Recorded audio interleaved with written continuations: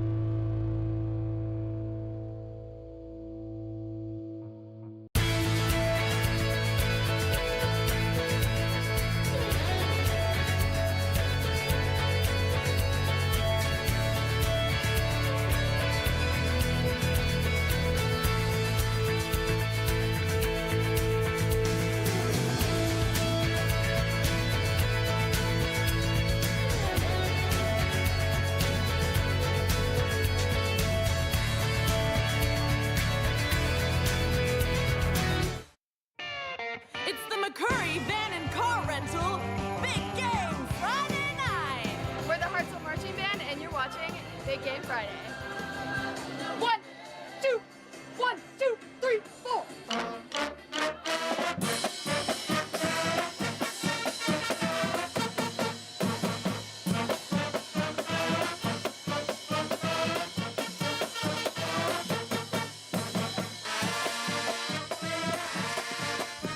Can you hear me keeping the rhythm on my Good. It's not easy to compete with Fleetwood Mac on in the background? sound system, but I think they beat did a good Fleetwood job. Mac head to head. They were awesome out there. I don't know what the name of that song is. I probably should. It's like the most classic band song to play for any sporting event, but Yeah.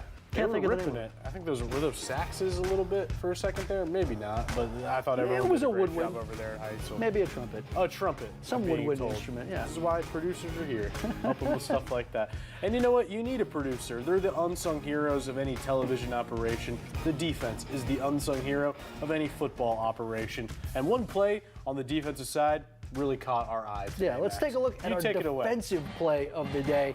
Decatur and Athens, and this ball looks like it's going the right way, and then all of a sudden, Brady Johnson comes in and says, I'll be taking that the other way. He tips it himself, catches it himself, and hauls it in himself. An unbelievable play for the Golden Eagles as they get a big dub tonight. I always love the slow motion. That one looks even better the second time around. Ardmore started 2-3, but since then they put together a nice little winning streak, beating Madison County, Lawrence County, and East Limestone. But the Tigers' winning ways come to an end tonight. West Point beating them in a tough one, 25-20, and this will likely keep Ardmore from the fourth and final playoff spot up for grabs in that region. Okay, solid bounce back for Boaz tonight. Remember, last week they lost to Guntersville, but the Pirates beat the Arab Knights tonight 37-22. That improves them to 7-2 and 4-2 in the region. Good first season for Luke Pruitt over there. It's been a wild season out in Higdon. The North Sand Mountain Bison looked unbeatable for most of the season, but then Pleasant Valley handed them their first loss of the season. That meant Pisgah had a chance to win the region in year one under Adam Gilbert with a victory tonight. The Eagles looking for their second straight region title, and they get right to work. With Cutter Mason at quarterback, he hits Landon Watkins, and Watkins is going to turn on the burners, makes a couple of nice cuts, but no one is going to catch him. 60 yards for the score, and the Eagles strike first. It's 6-zip. But North Sand Mountain grinds it out. The Bison use up 7 minutes in the first quarter, but don't score. Then, here in the second, Christian Davis keeps it. The ball is in, but his knee is not down at the 1. So why not try again? This time, Davis and the ball are in. 7-6 Bison. But here comes Pisgah again. Number 22, Jet Jeffrey, and he's got enough Jets to take it up the gut and score easily as Pisgah dominates tonight, 42-20. Down in 2A Region 8, it's Red Bay and Tanner. The Tigers already have the region title. The Rattlers looking to upset them on their way to the program's first playoff appearance under Matt Smith, but Red Bay gets it done 44-21. Okay, so Woodville's been around since 2006. Over that time, they've won just a quarter of their games, but right now, the Panthers are putting together their best season in program history. Tonight, they beat Galesville 52-30, and that brings them to 7-2. Why is that significant? Well, now that's their most wins in a season ever, and they will also get to head to the playoffs for the first time since 2020. Congrats to the Panthers. All right, well, we've also got some Thursday night action to take a look at with some playoff implications. We're heading back to Milton Frank Stadium for a look at the Mae Jemison Gadsden City game right after the break. Stay tuned for more Big Game Friday night. Go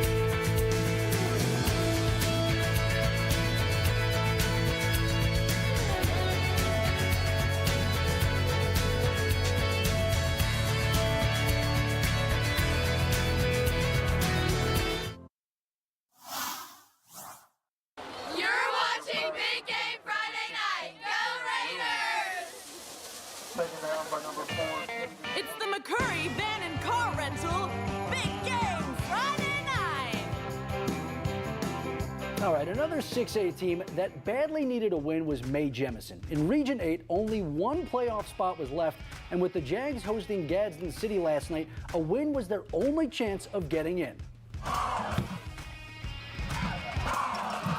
Mae Jemison has never beaten Gadsden City. A streak Rico White looked to end last night, but that's not the Gadsden City Mae Jemison game. That looks like Buckhorn. That's a Buckhorn game, yeah, I believe. Was that a week ago? The 6-0 thriller out there.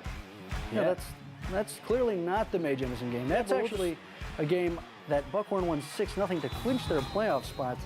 Looks like we got a little bit of wrong video in there. Mae Jemison, so the record, would lose on a last-second field goal. They lost 13-12, a pretty tough way for them to have it end. A field goal with, I believe, 2 seconds left. So Man, not a some lot of these response. region races are absolutely insane coming down to the wire. Some of these tiebreakers, we don't even know. So we'll continue to sort that out for you, figure that out. But things coming down to the wire, and I think this edition of Big Game Friday Night did not disappoint at all. Absolutely. And we've reached the point of the show where we have to say thank you, not just to the people in the building behind the scenes that you don't see who make the show possible, but to you guys for making us your home for high school football each and every week. And of course, we have one last thing to leave you with. You're going to show me what you write down during the show? No. Let's Kind of make it out. What does it say Just- about me? just do There's the- something about me on there. top lights. Here you go, everybody. Have a good night.